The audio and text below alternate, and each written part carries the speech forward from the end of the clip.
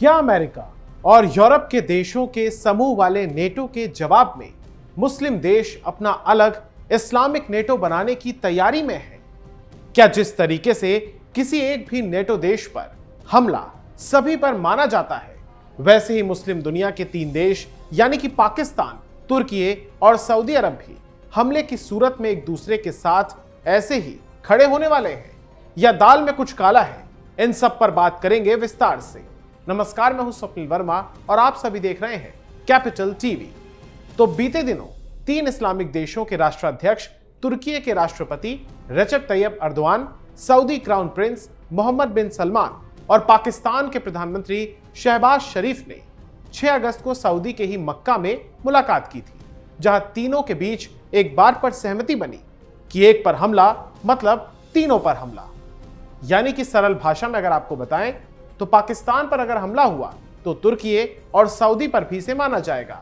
अगर सऊदी पर हमला हुआ तो तुर्की पर, और दोनों बचे हुए देशों पर अगर होता है तो इसे हमला माना जाएगा।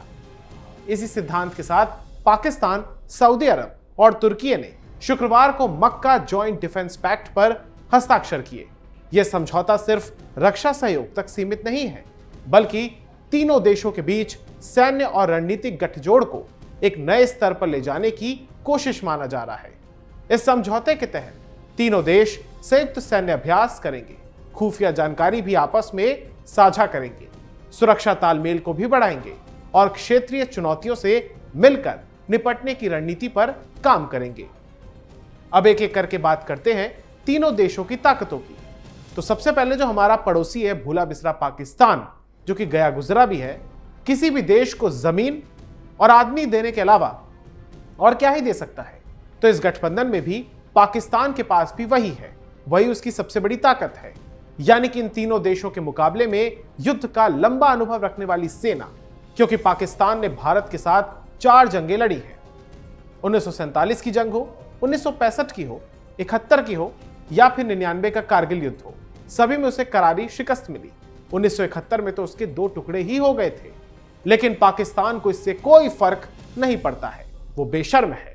उसकी फौज किराए पर भी सैनिक देती है, और जब से आसिम मुनीर वहां का नया खुदा बना है, उसके बाद से तो लगातार ये डिप्लोमेसी में भी खुलेआम हो चुकी है कि लगातार पाकिस्तान में शहबाज तो सिर्फ एक मुखौटा है, असली खेल मुनीर खेल रहा है। साथ ही पाकिस्तान के पास बड़ी मात्रा में चीनी हथियार और परमाणु हथियार भी मौजूद है। पाकिस्तान मुस्लिम बहुल देशों में इकलौता ऐसा देश है जिसके पास परमाणु हथियार है। अब बात करते हैं सऊदी अरब की। तो उनके पास तो 2 सबसे बड़ी ताकतें हैं। पहली, आर्थिक ताकत, यानी कि सऊदी को दुनिया के गिने चुने अमीर देशों में माना जाता है, क्योंकि तेल बेचकर उसने अपने यहां काफी धन दौलत अर्जित कर ली है, बड़े बड़े शहर बना लिए हैं, जो इस तरह के सैन्य सहयोग को पैसा और दूसरी मदद भी दे सकते हैं। हालांकि सऊदी की अपनी फौज ज्यादा ताकतवर नहीं। उसके पास जो दूसरी सबसे बड़ी ताकत है वो है मक्का और मदीना की, यानी कि मुसलमानों के 2 सबसे पवित्र स्थल सऊदी में ही तो हैं। तो सऊदी पर हमला मुसलमानों के लिए जज्बाती और भावुकता से भी जुड़ा होता है, क्योंकि धार्मिक तौर पर सऊदी को मुस्लिम उम्मा का लीडर माना जाता है।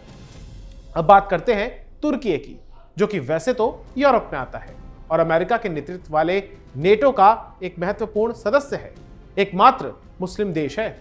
लेकिन उसके पास पाकिस्तान और सऊदी अरब जैसे उन्नत टेक्नोलॉजी मौजूद है, जो कि इन दोनों देशों के पास नहीं है। इसके पास उन्नत श्रेणी की आधुनिक ड्रोन तकनीक है और मजबूत डिफेंस इंडस्ट्री भी है, जो कि इस गठबंधन में रसद और हथियारों की नई नई तकनीक जोड़ सकती है। इस इस्लामिक गठबंधन के बनने के पीछे का एक कारण है कि सऊदी का अमेरिका पर भरोसे को डगमगाना। आप जानते हैं कि लगातार अमेरिका इनकी सुरक्षा की गारंटी की बात करता है, लेकिन ऐसा हाल के दिनों में देखने को नहीं मिला, क्योंकि हाल के महीनों में ईरान ने सऊदी अरब के कई सारे ऐसे एसेट्स थे जिन पर हमला किया, जिससे उसे जान माल का खासा नुकसान हुआ। सऊदी का यह भी मानना है कि भले ही जंग अमेरिका और ईरान के बीच में है, लेकिन तेल रिफाइनरीज और इंफ्रास्ट्रक्चर तो उसके ही बर्बाद हो रहे हैं। और चूंकि सऊदी के बहुत सारे प्लान्स भी हैं 2030 तक, उसके आगे भी दशकों तक अमेरिका पर सुरक्षा के लिए भरोसा करने वाले पश्चिम एशिया के कई देश अब नए नए विकल्प तलाश रहे हैं। पाकिस्तान, सऊदी अरब और तुर्की के बीच ये जो रक्षा सहयोग हुआ है, जो समझौता हुआ है, यह भी उसी बदलते हुए माहौल का हिस्सा माना जा रहा है। कहा जा रहा है कि अन्य देश जो हैं पश्चिमी एशिया के, जिनमें कुवैत, कतर और बहरीन शामिल हैं, ये भी अपने लिए नए सुरक्षा कवच की तलाश कर रहे हैं। अल जजीरा की रिपोर्ट के मुताबिक तो सऊदी अरब और कुछ हद तक तुर्की लंबे समय से अपनी सुरक्षा के लिए अमेरिका पर ही निर्भर रहे हैं, लेकिन हाल ही में राष्ट्रपति डोनाल्ड ट्रंप ने यह साफ साफ कह दिया था यूरोप के देशों को भी और अन्य मुस्लिम देशों को भी, अरब के देशों को भी, कि अब उसके तमाम सहयोगी देशों को अपनी सुरक्षा का बोझ खुद ही उठाना होगा। इस बदले रुख ने सहयोगी देशों को अपने सुरक्षा समीकरणों को नए सिरे से बनाने के लिए सोचने पर मजबूर कर दिया है। इसके अलावा मिडिल ईस्ट के कई देशों का मानना है कि अमेरिका की क्षेत्रीय नीति भी इजराइल को सबसे ज्यादा प्राथमिकता मिलती है। ऐसे में सऊदी अरब समेत कई देश अब सिर्फ अमेरिका पर निर्भर रहने के बजाय अपने क्षेत्रीय रक्षा गठजोड़ मजबूत करने की रणनीति अपना रहे हैं। कहां तो डोनाल्ड ट्रंप अब्राहम एकॉर्ड्स यानी कि दुनिया भर के ईसाई, मुसलमान और यहूदी देशों को एक पेज पर लाने की कोशिश कर रहे थे, उनके बीच फ्रेंडशिप कराने की कोशिश कर रहे थे, और कहां सऊदी अरब ने तो नया गठबंधन बनाकर लगता है कि उनकी उम्मीदों पर पानी फेर दिया है। इस समझौते की टाइमिंग पर भी गौर कीजिए। यह समझौता ऐसे समय में हुआ है जब मिडिल ईस्ट में इजराइल और ईरान के बीच तनाव लगातार जारी है। समझौते के अलावा भी एक दूसरे पर हवाई हमले हो रहे हैं। ईरान भी सऊदी अरब में अमेरिकी ठिकानों पर हमले करता है, तो वहीं खस्ताहाल पाकिस्तान फरवरी से ही अपने पड़ोसी अफगानिस्तान के साथ सीमा पर संघर्ष में उलझा है। मई 2025 में यानी कि पिछले साल तो भारत और पाकिस्तान के बीच कई दिनों तक सैन्य तनाव हुआ था, जब भारत ने ऑपरेशन सिंदूर किया था, और इसे तो अपने अंदरूनी हालातों में भी कहां सुकून मिलता है। पाकिस्तान की सेना और सरकार के अत्याचारों के खिलाफ वहां के बलूचिस्तान और खैबर पख्तूनख्वा में बगावत के सुर बुलंद है। अवैध कब्जे वाले पीओजेके में भी लगातार प्रदर्शन और आंदोलन हो रहे हैं, तो इन सब चीजों से पाकिस्तान को दो चार होना पड़ रहा है। वही बात अगर तुर्की की करें तो यहां पर भी तुर्की और इजराइल के बीच 36 का आंकड़ा है, दोनों के बीच नहीं बनती है। सीरिया का मामला हो या फिर साइप्रस के साथ सीमा विवाद, यह भी तुर्की को शांति से रहने नहीं देता। लंबे समय से देश के भीतर और सीमा पार सक्रिय कुर्द हथियारबंद गुटों से भी जंग इसमें शामिल है। ऐसे माहौल में तीनों देशों ने अपनी सैन्य क्षमताओं और सहयोग को मजबूत करने के लिए कदम उठाया है, ताकि सुरक्षा चुनौतियों का मिलकर सामना किया जा सके। लेकिन यहां पर एक पेच है, और वो ये है कि भले ही मक्का जॉइंट डिफेंस पैक्ट का मकसद तीनों देशों को साझा सुरक्षा ढांचा देना और किसी भी बाहरी खतरे से मिलकर लड़ना है, हालांकि इसकी असली ताकत इस बात पर निर्भर करेगी कि संकट की स्थिति में सदस्य देश जो है ये एक दूसरे की मदद के लिए कितनी दूर तक जाने को तैयार होंगे और किस हद तक जाने के लिए राजी होंगे। फिलहाल ये साफ नहीं है कि अगर किसी एक देश पर हमला होता है तो क्या बाकी के दोनों देशों के लिए उसकी तरफ से युद्ध में उतरना जरूरी होगा क्या? यानी अगर ईरान, पाकिस्तान या फिर तुर्की में से किसी एक पर हमला करते हैं, या फिर क्या दूसरे देश अपनी सेना इसमें भेजेंगे, या सिर्फ ये राजनीतिक, खुफिया या हथियारों जैसी मदद ही देंगे, यह अभी तक स्पष्ट नहीं है। या भविष्य में पाकिस्तान फिर से अगर हमारे देश पर आतंकी साजिशों को अंजाम देता है और भारत को इस सैन्य कार्रवाई जवाब में करता है, तो क्या सऊदी भारत पर हमला करेगा? तो भी तब जब हमारे रिश्ते सऊदी के साथ अच्छे हैं। तुर्की ने भी तो कई बार हालांकि भारत विरोधी रुख अपनाया है, और उसने ऑपरेशन सिंदूर के दौरान भी पाकिस्तान की ही मदद की थी। हालांकि ये पूरा गठबंधन नेटो जैसा मजबूत बन पाएगा या नहीं, ये अभी तक साफ नहीं है। इसमें सिर्फ 3 ही देश तो अभी शामिल हैं। अगर भविष्य में मिस्र यानी कि इजिप्ट, कतर, सीरिया और यूएई जैसे बड़े इस्लामिक देश भी अगर इसमें जुड़ते हैं, तो फिर ये व्यापक क्षेत्रीय सुरक्षा गठबंधन का रूप ले सकता है। यहां पर इंडोनेशिया और मलेशिया का नाम भी लेना जरूरी है। वैसे भी मिडिल ईस्ट के तमाम जो ये सुन्नी बहुल देश हैं, लंबे समय से अलग अलग गुटों में बटे रहे हैं। जानकारों का तो यहां तक मानना है कि इस वजह से वो इजराइल और शिया बहुल ईरान से जुड़ी हुई तमाम सुरक्षा चुनौतियों पर एकजुट होकर काम नहीं कर पा रहे हैं। वैसे इस गठबंधन पर ईरान की भी कड़ी प्रतिक्रिया सामने आई है। ईरानी संसद और अधिकारियों ने इस समझौते को खारिज करते हुए इसे केवल कागज का एक टुकड़ा बताया है, और यहां तक भी चेतावनी दे डाली है कि यह सौदा सऊदी अरब को कोई भी वास्तविक सुरक्षा नहीं दे सकता है। जाहिर सी बात है कि ईरान और सऊदी में नहीं बनती है। दोनों इस्लामिक देशों का लीडर बनना चाहते हैं। ईरान इसे अपने सामरिक हितों के खिलाफ भी मान रहा है। हालांकि तुर्की और अन्य देशों का कहना है कि यह समझौता पूरी तरीके से डिफेंसिव है, यानी कि रक्षात्मक है, और किसी भी तीसरे देश, जिसमें ईरान का ही नाम शामिल है, उसके खिलाफ नहीं है। भारत की अगर बात करें, भारत के दृष्टिकोण से, तो यहां पर सऊदी अरब के अकूत पैसे, तुर्की के आधुनिक ड्रोन्स और पाकिस्तान के परमाणु बम की ये जो तिकड़ी है, इससे पाकिस्तान का हौसला बढ़ सकता है। पाकिस्तान ये सोचकर भारत के खिलाफ भविष्य में सीमा पर किसी भी दुस्साहस या उकसावे की कार्रवाई को अंजाम दे सकता है कि उसके पीछे दो बड़ी क्षेत्रीय ताकतें खड़ी हैं। इसके अलावा तुर्की पहले से ही कश्मीर मुद्दे पर पाकिस्तान का पक्ष लेता रहा है।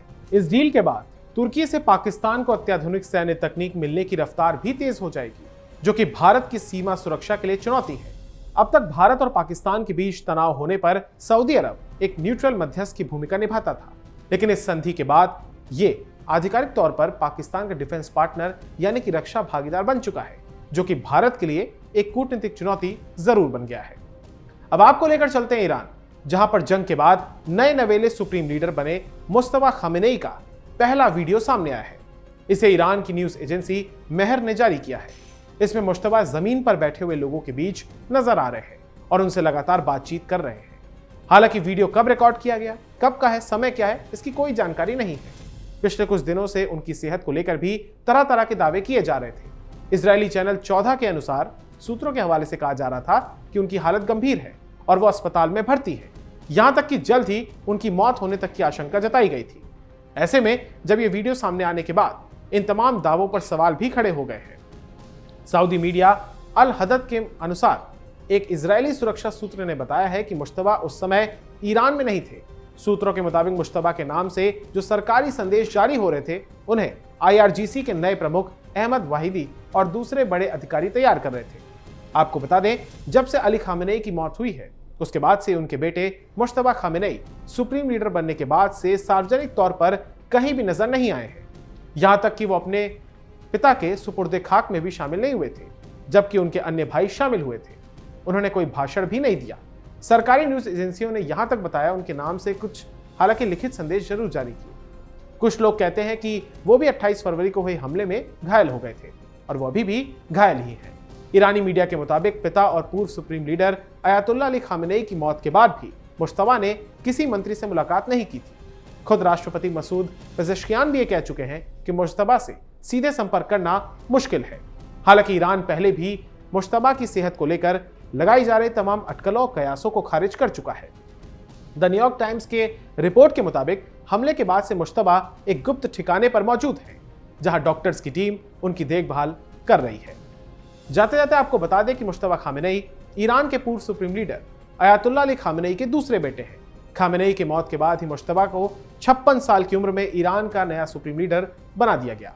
मुश्तबा लंबे समय से ईरान की सत्ता में पर्दे के पीछे प्रभाव रखने वाले नेताओं में से गिने जाते हैं। उन्होंने कभी भी कोई चुनाव नहीं लड़ा और ना ही सरकार में कोई औपचारिक पद संभाला है।